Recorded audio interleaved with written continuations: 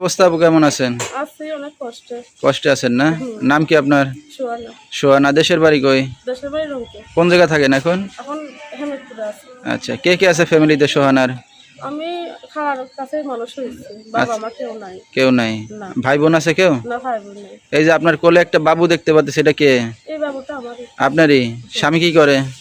স্বামীর কথা আর কি বলবো ভাই, এত কষ্টের মধ্যে আছে। স্বামীটা বাচ্চা হলে সে ফিলা দিয়ে ফিলা গেছে। আচ্ছা, তো এখন কোনো কাজ বাজ করেন আপনি? এখন বাচ্চা নিয়ে কোনো কাজকর্ম করতে পারি না। আচ্ছা, এখন আচ্ছা। এই যে মিক্সড মেশিনের কাজ করি, তা সেরকম করতে পারি না। বাবুটা সারাক্ষণ কান্নাকাটি করতেই থাকে।